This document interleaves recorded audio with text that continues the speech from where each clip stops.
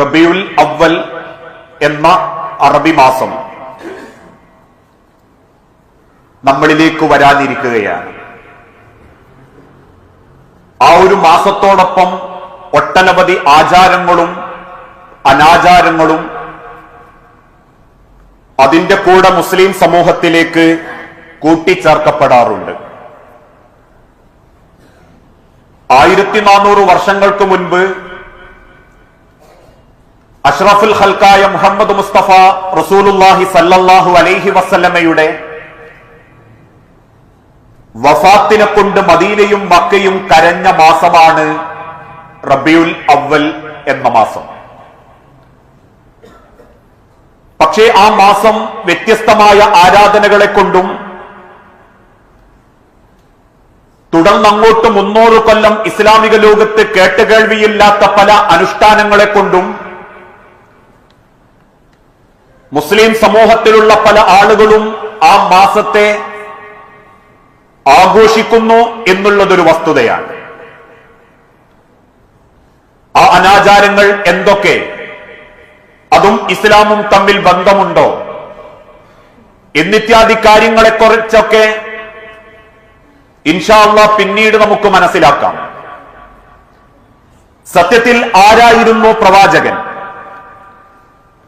ആ പ്രവാചകനെ നിയോഗിക്കുന്ന അല്ലാഹു തആല നിയോഗിക്കപ്പെടുന്ന മുർസലീങ്ങളെ പറ്റി വിശദീകരിച്ച കൂട്ടത്തിൽ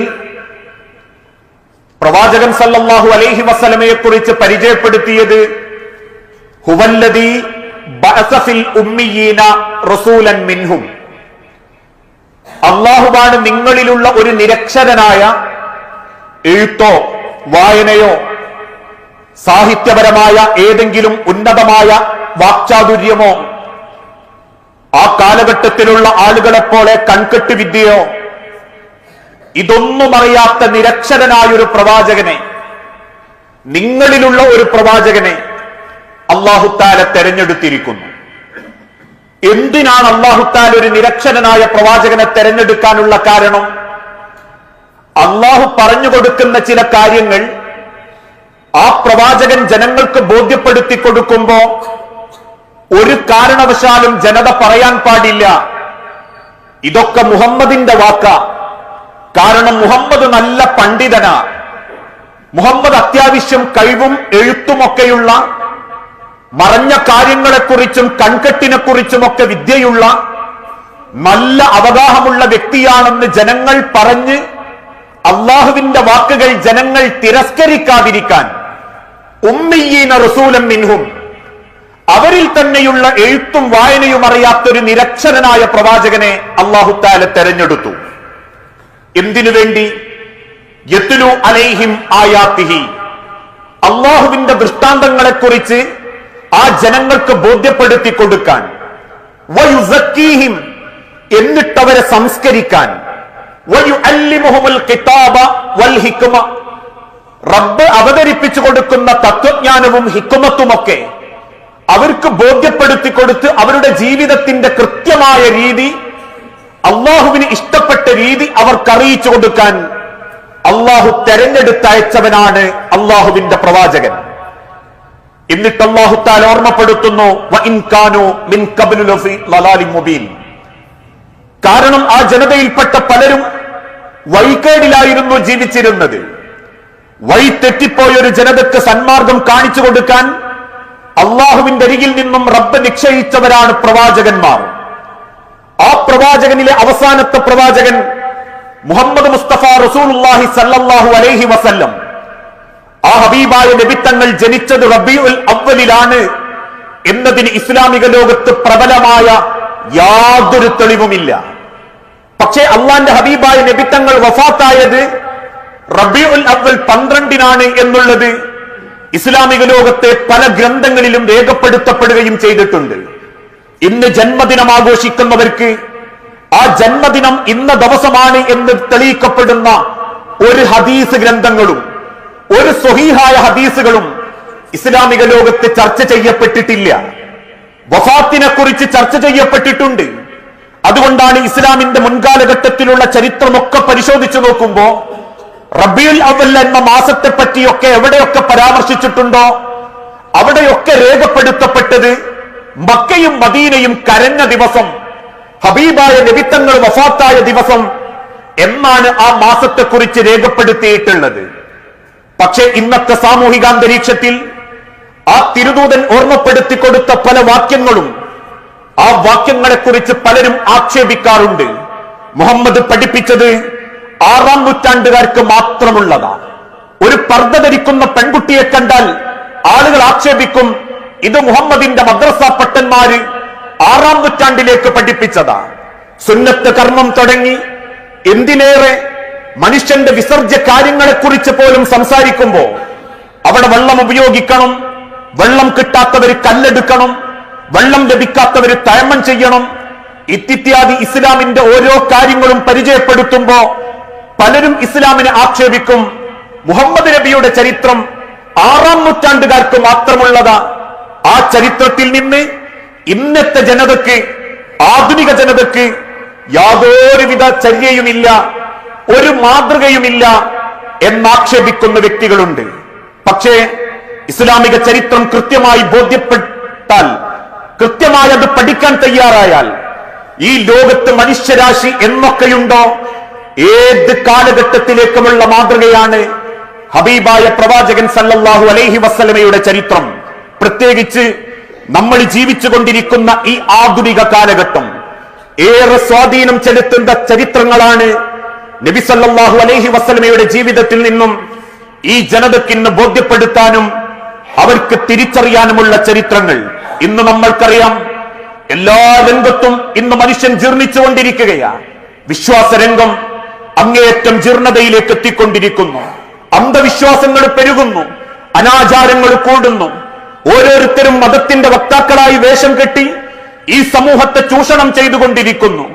മരിച്ച പിതാവിന്റെ മയ്യത്ത് 3 മാസം കാത്തുവച്ചത് ഈ കേരളക്കരയില ആത്മാവ് തിരിച്ചു കിട്ടുമെന്ന പ്രതീക്ഷയിൽ ദൈവത്തെ പ്രീതിപ്പെടുത്താൻ വേണ്ടി ആവിചാരികങ്ങൾ ചെയ്ത് ഒരു കുടുംബത്തിലെ അംഗങ്ങളെ ഓരോരുത്തരെയായി കഴുത്തറുത്തു കൊന്നതും ഈ കേരളക്കരയില. എന്തിനേറെ അപസ്മാരം ബാധിച്ച പെൺകുട്ടിയെ ഹോസ്പിറ്റലിലേക്ക് കൊണ്ടുപോകാതെ മന്ത്രി ചൂതിക്കൊടുത്ത ഏലസും കെട്ടി സ്വന്തം മടിയിൽ കിടന്ന് ആ പെൺകുട്ടി മരിക്കുന്നത് നോക്കി നിന്ന മലയാളികളും ഈ കേരളക്കരയിലുള്ളവരാ. ഇന്ന് ലോകത്ത് ഇസ്ലാമിന്റെ പേരിൽ ഒരുപാട് അന്ധവിശ്വാസങ്ങൾ പെരുകിക്കൊണ്ടിരിക്കുന്നുണ്ട്, അനാചാരങ്ങൾ കൂടിക്കൊണ്ടിരിക്കുന്നുണ്ട്. മറുഭാഗത്തോ ജാതീയതയും വർഗവെറിയും വർണ്ണവെറിയും ഈ ഇന്ത്യ മഹാരാജ്യത്ത് പോലും ഏറെ ആളുകൾക്കിടയിൽ പ്രശ്നങ്ങൾ ഉണ്ടാക്കിക്കൊണ്ടിരിക്കുന്നു. കൊള്ളയും കൊലയും കൊലപാതകങ്ങളും പിടിച്ചുപറിയും ഈ സമൂഹത്തിന്റെ സ്വൈര്യം കെടുത്തിയിട്ടുണ്ട്. അതിനേക്കാളേറെ സ്ത്രീ പീഡനങ്ങൾ, അത് മാത്രമല്ല പുരുഷ പീഡനങ്ങൾ, രണ്ടും കൊണ്ട് തകരുന്ന കുടുംബ ബന്ധങ്ങൾ, തമ്മിലടിക്കുന്ന ബന്ധങ്ങൾ, സാമൂഹിക അന്തരീക്ഷം പോലും ഏറെ കലുഷിതമായി മാറിക്കൊണ്ടിരിക്കുന്നു. സാമ്പത്തിക രംഗത്തുള്ള ചൂഷണം ഇന്ന് വലിയൊരു നീരാളിയായി പിടിമുറുക്കാൻ തുടങ്ങി. ആരെ കൊന്നിട്ടാണെങ്കിലും പൈസ ഉണ്ടാക്കണം, അതേത് കൊള്ളരുതാത്ത രീതിയാണെങ്കിലും, ഏത് തോന്നിവാസത്തിലൂടെയാണെങ്കിലും പണമുണ്ടാക്കണം. ഇങ്ങനെ എല്ലാ രംഗവും ഇന്നേറെ മലിനമായി കൊണ്ടിരിക്കുമ്പോ 1400 വർഷങ്ങൾക്ക് മുൻപ് അള്ളാന്റെ ഹബീബ് കാണിച്ച മാതൃക ഇന്ന് ഈ ജനതയിൽ നടപ്പിലാക്കുകയാണെങ്കിൽ 100% നമുക്ക് ഉറപ്പിച്ച് പറയാൻ പറ്റും, ഈ രാജ്യത്തെ, ഈ ലോകത്തെ ഇത്തരത്തിലുള്ള അക്രമത്തിൽ നിന്നും, ചൂഷണത്തിൽ നിന്നും, മലിനതയിൽ നിന്നും രക്ഷപ്പെടുത്തപ്പെടണമെങ്കിൽ ഇസ്ലാം മുൻപോട്ട് വെച്ച ചരിത്രമല്ലാതെ മറ്റൊരു ചരിത്രവും ഇന്ന് ലോകത്ത് തെരഞ്ഞെടുക്കാൻ സാധിക്കുകയില്ല. കാരണം എല്ലാ പ്രശ്നത്തിന്റെയും കാരണം അറിവില്ലായ്മയാ, അജ്ഞതയാ, അന്ധമായ അനുകരണമാണ് ഒരു ഭാഗത്ത്. ഓരോരുത്തരും എന്ത് ചിന്തിക്കുന്നോ ആ ചിന്തകൾക്കനുസരിച്ച് അനുകരിച്ചു പോകുന്നവർ. വേറൊരു കൂട്ടരാവട്ടെ പാരമ്പര്യ വിശ്വാസികൾ. വാപ്പ അങ്ങനെ ചെയ്തു, കാക്ക കാരണന്മാർ ഇങ്ങനെ ചെയ്തു, അവരൊക്കെ ഉള്ള കാലത്തെ ഞങ്ങൾ അങ്ങനെ ചെയ്തിട്ടുണ്ട്. ഈ പാരമ്പര്യ വിശ്വാസവും അന്ധമായ അനുകരണവുമാണ് ഇന്ന് സമൂഹത്തെ ബാധിച്ചുകൊണ്ടിരിക്കുന്ന ഏറ്റവും വലിയ പ്രശ്നം. ആ പ്രശ്നങ്ങളെല്ലാം ഈ സമൂഹത്തിൽ നിന്നും ഇല്ലാതാക്കണമെങ്കിൽ അള്ളാന്റെ ഹബീബ് ആദ്യത്തെ വചനത്തിലൂടെ റബ്ബിന്റെ വാക്ക് പഠിപ്പിച്ചു, ഇഖ്റ, നിങ്ങൾ വായിക്കണം. ഏത് ജനതയെയും രക്ഷപ്പെടുത്തണമെങ്കിൽ തലച്ചോറ് മറ്റൊരാൾക്ക് മുൻപിൽ പണയപ്പെടുത്താൻ പാടില്ല. പഠിക്കണം, അറിവ് നേടണം.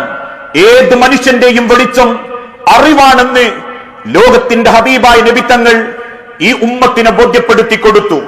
ഇന്ന് ശത്രുക്കൾ ചിലര് ആരോപിക്കുന്നത് പോലെ മദ്രസയിലേ പോകാവൂ, കുട്ടികളെ മദ്രസയിലെ പഠിപ്പിക്കാവൂ, സ്കൂളിലേക്കൊന്നും വിടാൻ പാടില്ല എന്നൊരിക്കലും ഇസ്ലാം ലോകത്തെ പഠിപ്പിച്ചിട്ടില്ല.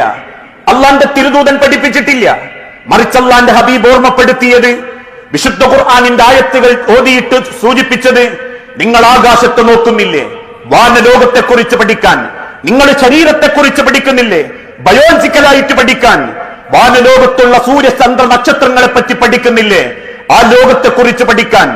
ഇന്ന് മനുഷ്യൻ പഠിക്കുന്ന സയൻസ്, ബയോളജി, കെമിസ്ട്രി എന്ന് വേണ്ട മനുഷ്യന്റെ ജീവിതത്തിലെ ഏതേതറിവുകളെ കുറിച്ചും അറിയാനും പഠിക്കാനും ഭൗതിക വിദ്യാഭ്യാസം നേടാനും എക്കാലഘട്ടത്തിലും ഇസ്ലാം സമൂഹത്തെ പഠിപ്പിച്ചിട്ടുണ്ട്. നിങ്ങൾ ഖുർആൻ മാത്രമേ പഠിക്കാവൂ, ദർസിലെ പോകാവൂ, അത് വിട്ടിട്ടൊരു പരിപാടിക്ക് പോകരുത് എന്നൊന്നുമല്ല ഇസ്ലാം ലോകത്തെ പഠിപ്പിച്ചത്. ഹബീബായ നബിത്തങ്ങൾ പഠിപ്പിച്ചു, ഏതറിവ് നീ നേടുന്നുണ്ടെങ്കിലും ആ അറിവ് തന്ന റബ്ബിനോട് നിനക്ക് തിരിച്ചറിവുണ്ടാകണം. ആ തിരിച്ചറിവില്ലായ്മയാണ് ഇന്ന് MBBS കാരൻ കൺമുൻപിൽ വരുന്ന സാധുക്കളോട് കൈക്കൂലി വാങ്ങാനുള്ള കാരണം. ആ തിരിച്ചറിവില്ലായ്മയാണ് മനുഷ്യന്റെ MTech എടുത്തിട്ടും കമ്പിയിലും സിമന്റിലും അവൻ കള്ളത്തരം കാണിക്കാനുള്ള കാരണം. അവിടെയാ ഇസ്ലാമിന്റെ തിരുദൂതൻ പഠിപ്പിച്ചത്, മൻ സലക തുരീകൻ യൽതമിസു ഫീഹി ഇൽമൻ സഹലല്ലാഹു തുരീകൻ ഇലൽ ജന്ന. നിങ്ങൾ ഏതറിവ് നേടിയാലും ആ അറിവ് നിങ്ങളെ സ്വർഗത്തിലെത്തിക്കണം. സ്വർഗത്തിലെത്തിക്കാനുള്ള ഒരു മാറ്റം ആ അറിവ് നിങ്ങളുടെ ജീവിതത്തിൽ ഉണ്ടാക്കണം. അതിനെന്തു വേണം? ആ അറിവുകൾ എന്നും നിങ്ങൾ തേടിക്കൊണ്ടിരിക്കണം. അതുകൊണ്ടാ മഹാനായ സിദ്ദീഖുൽ അക്ബർ റളിയല്ലാഹു അൻഹുവിന്റെ പിതാവ് അദ്ദേഹത്തിന്റെ മരണത്തിന്റെ തൊട്ടുമുൻപ് ഇസ്ലാം സ്വീകരിക്കുന്നത്. വാർദ്ധക്യത്തിലെത്തി സ്വന്തം മക്കളുടെ തോളിലെടുത്തിട്ടാണ് അദ്ദേഹത്തെ തിരുദൂതന്റെ മുൻപിലേക്ക് കൊണ്ടുവന്നതും. ഇസ്ലാം സ്വീകരിച്ച് തിരിഞ്ഞു നടക്കുന്ന അല്ലെങ്കിൽ മക്കളുടെ തോളിൽ കയറുന്ന ആ പിതാവിനോട് അള്ളാന്റെ ഹബീബ് ഓർമ്മപ്പെടുത്തി കൊടുത്തതൊരു വാക്യമാ, ഏകദേശം മരിക്കാനൊക്കെ സമയമായല്ലോ, അതുകൊണ്ട് ഇനി വലിയ ദീനൊന്നും അറിവൊന്നും നേടണമെന്നില്ല, ഉള്ള അറിവായിട്ട് അങ്ങ് ജീവിച്ചാൽ മതിയെന്നല്ല. അബൂബക്കർ സിദ്ദീഖിനെ വിളിച്ചിട്ട് പറഞ്ഞു, അബൂബക്കർ, പിതാവിനോട് പഠിക്കാൻ പറയണം, പിതാവിനോട് ഇസ്ലാമിനെ കുറിച്ച് ചിന്തിക്കാൻ പറയണം, ജീവിതത്തെ പറ്റി അറിയാൻ പറയണം. അതുകൊണ്ടാ തൊലബൽ ഇൽമു ഫരീലത്തുൻ, ഹബീബായ നബിത്തങ്ങൾ പഠിപ്പിച്ചു, മനുഷ്യന്റെ മൂല്യച്യുതിക്കുള്ള കാരണം, സമൂഹം തകരാനുള്ള കാരണം, കുടുംബബന്ധം തകരാനുള്ള കാരണം ഒരൊറ്റ കാരണമേയുള്ളൂ, അറിവില്ലായ്മ, അജ്ഞത, അന്ധമായ അനുകരണം, പാരമ്പര്യ വിശ്വാസം. ആ വിശ്വാസത്തിൽ ഇന്ന് മനുഷ്യനേറെ ചൂഷണം ചെയ്യപ്പെടുന്നത് അവന്റെ മതത്തിന്റെ പേരിൽ തന്നെയാ. മതത്തിന്റെ പേരിൽ ആളുകൾ സമൂഹത്തിൽ വേർതിരിവുണ്ടാക്കി. പലരും ഇസ്ലാമിനെ ചുണ്ടിയിട്ട് ചോദിക്കാറുണ്ട്, മുഹമ്മദ് നബി വരുത്തിയ ഒരു പരിവർത്തനം എന്ത് എന്ന ആക്ഷേപത്തോടെ ഇന്ത്യ മഹാരാജ്യത്തെ മുസ്ലിമീങ്ങൾ പോലും ചോദിക്കാറുണ്ട്. എങ്കിൽ ചിന്തിച്ചു നോക്കൂ, ഇന്ന് ഇസ്ലാം അല്ലാത്ത അമുസ്ലിമീങ്ങൾക്കിടയിൽ ഇന്ന് ജാതീയതയുണ്ട്, വേർതിരിവുണ്ട്. ഇന്ത്യ മഹാരാജ്യത്തിറങ്ങുന്ന ഓരോ പത്രത്താളുകളിലും ജാതീയതയുടെ പേരിലുള്ള കൊലപാതകങ്ങളെയുള്ളൂ. അല്ലേ? മനുഷ്യൻ ബന്ധം സ്ഥാപിച്ചതിന്റെ പേരിൽ, ജാതിയുടെ പേരിൽ ചാണകം തളിച്ച അവസ്ഥ പോലും ഈ കേരളക്കരയിൽ ഉണ്ടാകുമ്പോ ജാതീയതയും വർഗവെറിയും വർണ്ണവെറിയും ഇന്ത്യയുടെ ഭാഗമായി മാറിക്കൊണ്ടിരിക്കുകയാണ്. അതിന്റെ പേരിലുള്ള കൊലപാതകങ്ങൾ, അതിന്റെ പേരിലുള്ള പീഡനങ്ങൾ ഇന്ന് സമൂഹത്തിൽ നമ്മൾ കണ്ടുകൊണ്ടിരിക്കുമ്പോ എന്തിനേറെ ചില ആരാധനാലയങ്ങളിൽ പോലും ചില വിഭാഗങ്ങൾക്ക് കയറാൻ പാടില്ല. മുസ്ലിം സഹോദരങ്ങൾക്കല്ല, ഇന്ന ആള് ഇന്ന ആരാധനയിൽ കയറാൻ പാടില്ല, ഇന്ന അമ്പലത്തിൽ കയറാൻ പാടില്ല.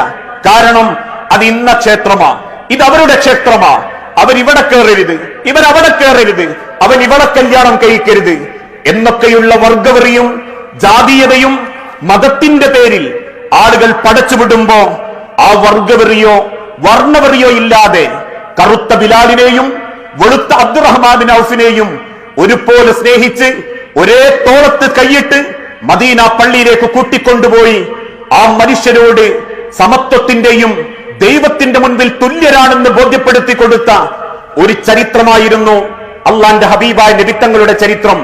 അവിടെയാ റസൂൽ ഓതിക്കൊടുത്തതും കുല്ലുക്കും ലി ആദം, നിങ്ങളൊക്കെ ആദമിന്റെ മക്കളാ.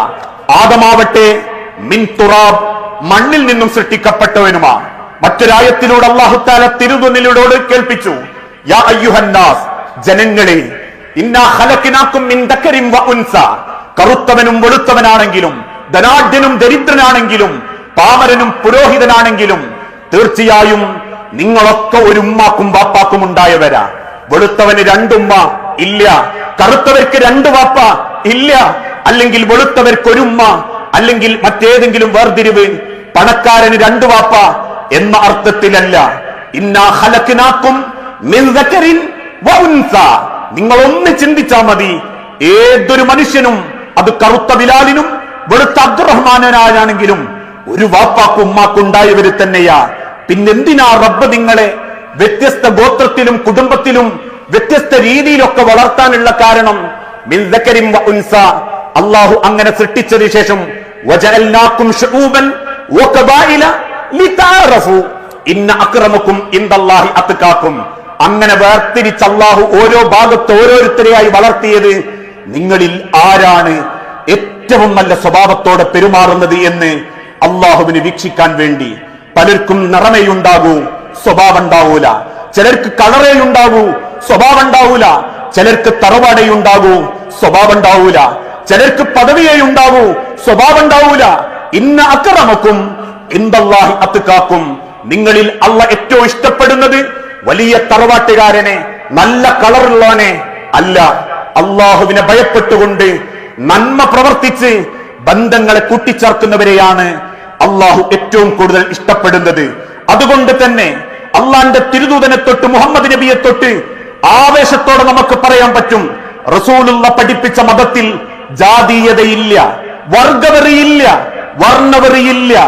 ഒരു പള്ളിയിൽ കയറിയാൽ പോലും തൊട്ടു മുൻപിലിരിക്കുന്ന ഒരു തൂപ്പുകാരന്റെ കറുത്ത കാലിന്റെ താഴെയായിരിക്കും ഒരു പക്ഷേ ധനാഢ്യനായ മറ്റൊരുത്തന്റെ നെറ്റി പതിയുന്ന സ്ഥാനമെങ്കിൽ ആ തിരിച്ചറിവ് ഈ ലോകത്തിന് കൊടുത്ത ഇസ്ലാം പറയുന്നു, കുല്ലുക്കും ലി ആദം, നമ്മളൊക്കെ ഒരു സൃഷ്ടാവിന്റെ സൃഷ്ടികളാ, നമ്മളൊക്കെ ആദമിന്റെ മക്കളാ.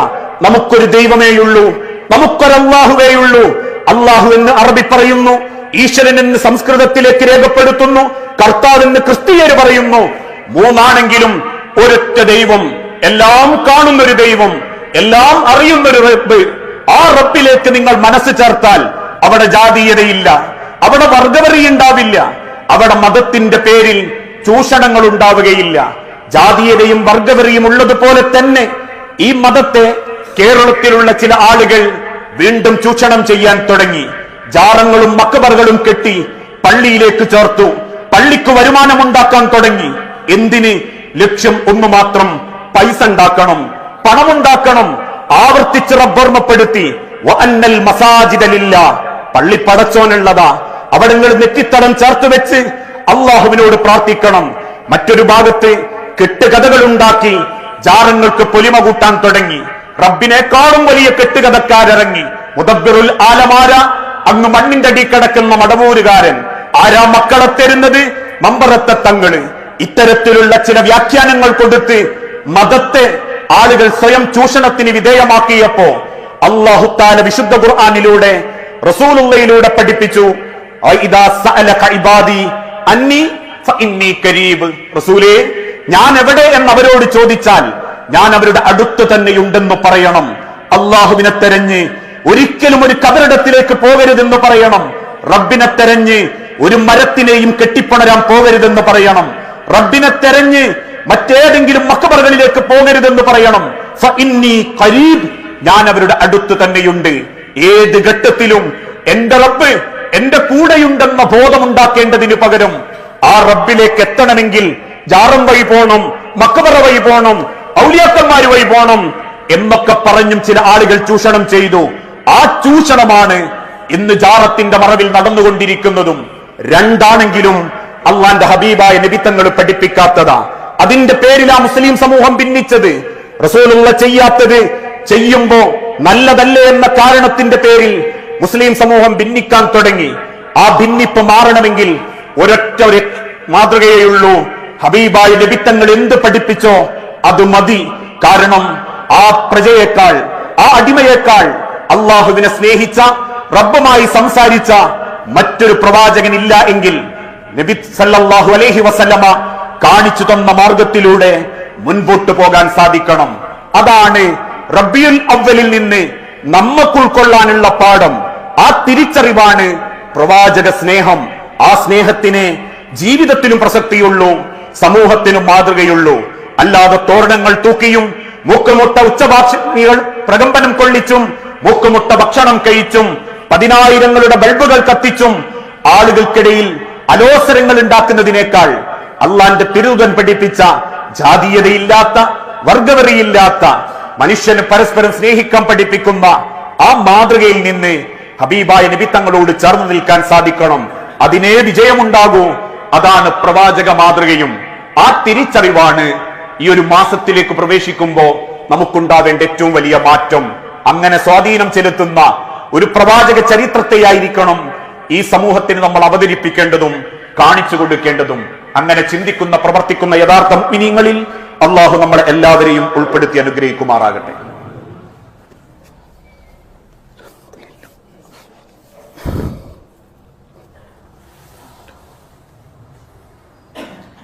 അൽഹംദുലില്ലാഹ് വസ്സലാത്തു വസ്സലാമു അലാ റസൂലിൽ അമീൻ വഅലാ ആലിഹി വഅസ്ഹാബിഹി അജ്മഈൻ അമ്മാ ബഅദ്. യാ അയ്യുഹന്നാസ് ഊസീകും സാനിയം ബിതഖ്വല്ലാഹ്. ജീവിതത്തിന്റെ ഒരു രംഗത്തും അള്ളാഹുവിനെ മറന്നു പോകരുതേ എന്ന് എന്നോടെന്ന പോലെ നമ്മളിൽ ഓരോരുത്തരോടും വസിയത്ത് ചെയ്യുകയാണ്, ഉപദേശിക്കുകയാണ്. ഇന്ന് പ്രവാചകൻ സല്ലല്ലാഹു അലൈഹി വസല്ലമക്ക് നേരെയുള്ള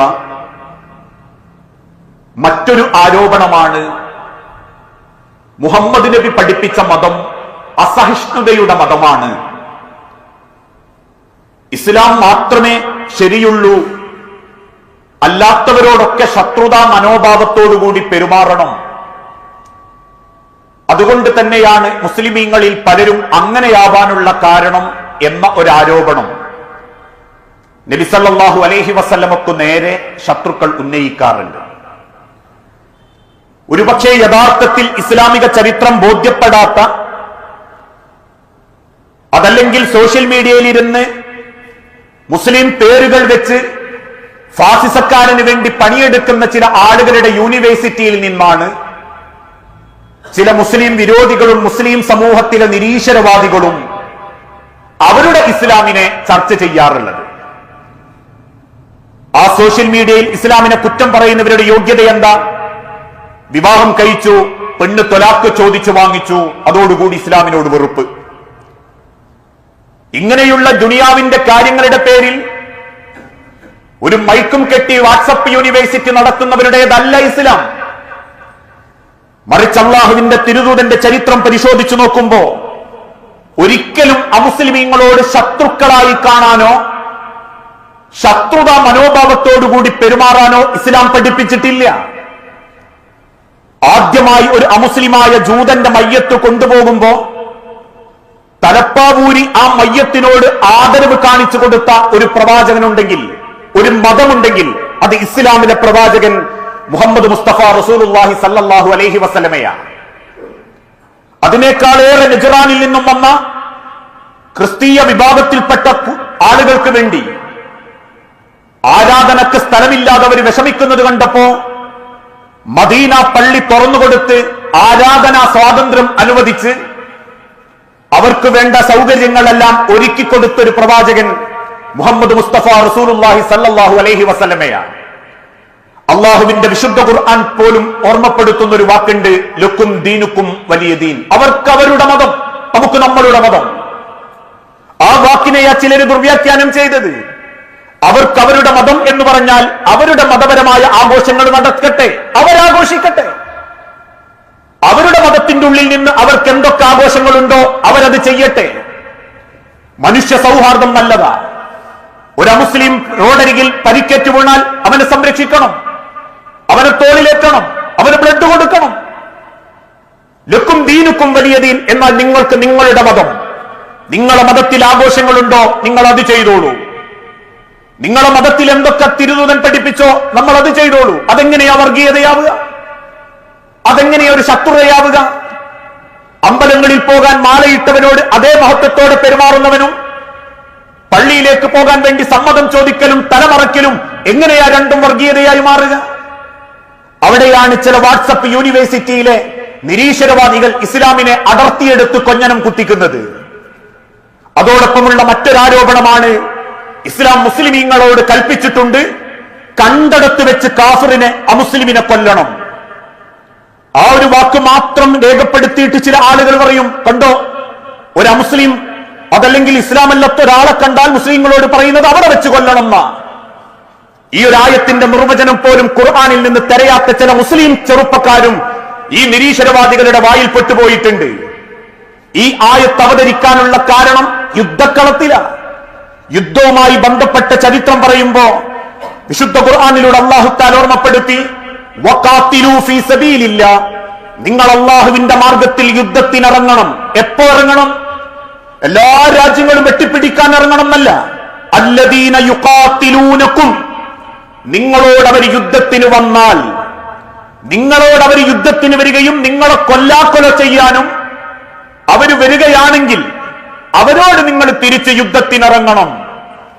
അങ്ങനെ യുദ്ധത്തിനിറങ്ങുമ്പോൾ എന്ത് ചെയ്യണം? വലാത്തതോ, ഒരിക്കലും അതിര് കവിയരുത്, കുട്ടികളെ കൊല്ലരുത്, സ്ത്രീകളെ ബലാത്കാരം ചെയ്യരുത്, പുരുഷന്മാരായ വയസ്സന്മാരെ വൃദ്ധരായ ആളുകളെ നിങ്ങൾ ഒരിക്കലും നശിപ്പിക്കരുത്, അവരുടെ ഉപജീവനത്തിന്റെ കൃഷിയിടങ്ങൾ നശിപ്പിക്കരുത്, വൈദ്യുതി മുടക്കരുത്, വെള്ളം തടയരുത്, കിണറുകൾ മലിനമാക്കരുത്. ഇതൊക്കെ ഇസ്ലാമിന്റെ നിയമമാണ്. എന്നിട്ട് അല്ലാഹു പറയുന്നു, ഇന്നല്ലാഹ ലാ യുഹിബ്ബുൽ മുഅ്തദീൻ, അങ്ങനെ അതിര് കടക്കുന്നവരെ അല്ലാഹു ഇഷ്ടപ്പെടുന്നില്ല. അങ്ങനെ യുദ്ധം നടന്നുകൊണ്ടിരിക്കുമ്പോൾ വഖ്തുലൂഹും, നിങ്ങൾക്കവരെ വധിക്കാം, ഹൈസു സഖിഫ്തുമൂഹും, അവരെ കണ്ടെടുത്ത് വെച്ച് നിങ്ങൾക്ക് ആ യുദ്ധക്കളത്തിൽ എവിടെയാണോ കാണുന്നത് അവിടെ വെച്ച് നിങ്ങൾക്ക് അവരുമായി എതിരിടാം, അവരെ വധിക്കുകയും ചെയ്യാം. അതിനർത്ഥം യുദ്ധം കഴിഞ്ഞിട്ട് പുറേ പോയി കൊല്ലരുത് എന്നാ. ഇതെല്ലാ ഏർപ്പാടും കഴിഞ്ഞ് പിന്നെ പുറേ പോയി കണക്ക് തീർക്കരുത് എന്നാ. ഏതൊരു യുദ്ധത്തിന്റെയും നിലപാടല്ലേ അത്? ലോകത്തേതൊക്കെ യുദ്ധങ്ങൾ നടന്നു, മുസ്ലിങ്ങൾക്ക് മാത്രമല്ല യുദ്ധം, ബിസിയിലും എസിയിലും ക്രൈസ്തവന്മാർക്ക് യുദ്ധം നടന്നു. അതിനേക്കാൾ ഏറെ ഹൈന്ദവ സഹോദരന്മാരുടെ രാമായണത്തിലും യുദ്ധം നടന്നു. അന്ന് ശത്രുക്കളെയൊക്കെ യുദ്ധക്കളത്തിൽ വെച്ച് നേർക്ക് നേരെ കിട്ടുമ്പോൾ ചുംബനം കൊടുത്തിട്ടല്ല അയച്ചത്. അവിടെ ഇസ്ലാമാവട്ടെ ലോകത്തേത് നിയമമാവട്ടെ, യുദ്ധക്കളത്തിൽ നിങ്ങൾ ശത്രുക്കളെ കണ്ടാൽ അവരെ നിങ്ങൾക്ക് അവിടെ വെച്ച് വധിക്കാം. അല്ലാതെ അവിടെ വെച്ച് നിങ്ങൾ കെട്ടിപ്പിടിച്ച് ഉമ്മ കൊടുത്തിട്ട് പിന്നെ പുറത്തുപോയി തല്ലിയാ മതി എന്നല്ല. ലോകത്തൊരു മതത്തിലും അത് കാണാനും സാധിക്കൂല. ഏത് യുദ്ധം പരിശോധിച്ചോ, പക്ഷെ ഇസ്ലാമിക യുദ്ധത്തിൽ അന്യായമായ കൊലപാതകങ്ങളില്ല, കുട്ടികളെ കൊന്നിട്ടില്ല, സ്ത്രീകളെ ബലാത്സംഗം ചെയ്തിട്ടില്ല, വൃദ്ധന്മാർ ഉപദ്രവിച്ചിട്ടില്ല, പൊതുമുതലുകൾ നശിപ്പിച്ചിട്ടില്ല. എന്നിട്ട് അല്ലാഹു പറയുന്നു, വഅഖ്രിജൂഹും മിൻ ഹൈസു അഖ്റജൂകും, നിങ്ങളെ പുറത്താക്കാനാണ് അവർ വന്നതെങ്കിൽ അവരെ നിങ്ങൾ പുറത്താക്കിക്കോ നാട്ടിൽ നിന്ന്. നിങ്ങൾ സംഘടിച്ചിട്ട് അവരെ പുറത്താക്കിക്കോ. കാരണം അൽ ഫിത്നതു അശദ്ദു മിനൽ ഖത്ൽ, കുത്തിത്തിരിപ്പുണ്ടാക്കാൻ വരുന്ന അവരിനിയും നിങ്ങൾക്കിടയിൽ അഭയം കൊടുത്താൽ അവരാ നാടിനെ നശിപ്പിക്കും, അവരാ നാടിനെ കുട്ടിച്ചോറാക്കും. അൽ ഫിത്നതു, കുഴപ്പമുണ്ടാക്കൽ, അശദ്ദു മിനൽ ഖത്ൽ, കൊലപാതകത്തേക്കാൾ കഠിനമാണ്.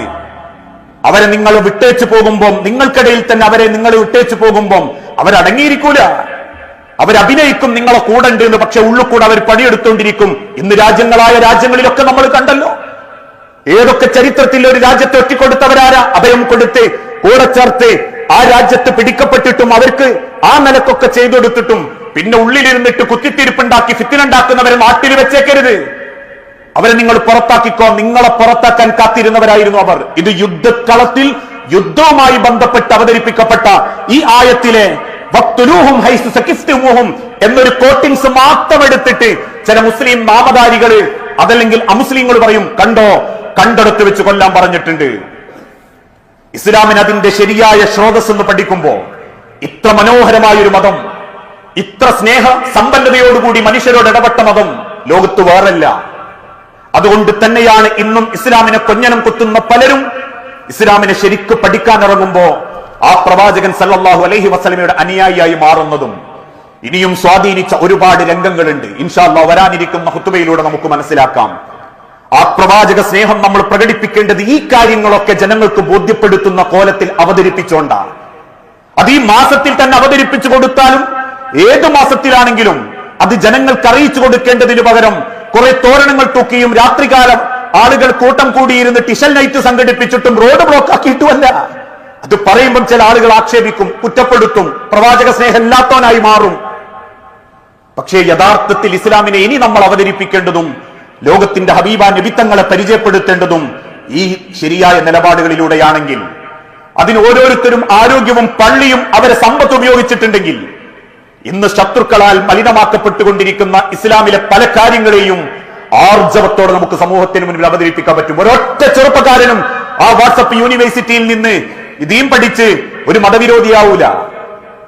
അതിനു പകരം ആളുകൾ ഇല്ലാത്തത് കെട്ടിച്ചേർത്ത് 10,000 പൊടിപൊടിച്ച് നശിപ്പിച്ചു കളയുമ്പോ അള്ളാന്റെ ഹബീബിനെ ശരിക്കും ബോധ്യപ്പെടുത്തി കൊടുക്കേണ്ട മുതല നശിച്ചുകൊണ്ടിരിക്കുന്നത് എന്നൊരു തിരിച്ചറിവെങ്കിലും എല്ലാവർക്കും ഉണ്ടാകണം. അങ്ങനെ ചിന്തിക്കുന്ന യഥാർത്ഥ മുഅ്മിനീങ്ങളിൽ അള്ളാഹു നമ്മളെ എല്ലാവരെയും ഉൾപ്പെടുത്തി അനുഗ്രഹിക്കുമാറാകട്ടെ. അറിഞ്ഞുമറിയാതെയും ഒരുപാട് തെറ്റുകുറ്റങ്ങൾ സംഭവിച്ചു പോയിട്ടുണ്ട് നാഥ. എല്ലാം വിട്ടുപുറത്തു മാപ്പാക്കി നിന്റെ സ്വർഗത്തിൽ ഇതേ രൂപത്തിൽ നീ ഞങ്ങളെ ഒരുമിപ്പിച്ചു കൂട്ടണമേ. അള്ളാഹുവെ, മക്കളില്ലാതെ പരീക്ഷിക്കപ്പെടുന്ന ഇണകൾക്ക് മക്കളെന്ന അനുഗ്രഹം നൽകി ഓരോ കുടുംബങ്ങളോടും നീ കാരുണ്യം കാണിക്കണമേ.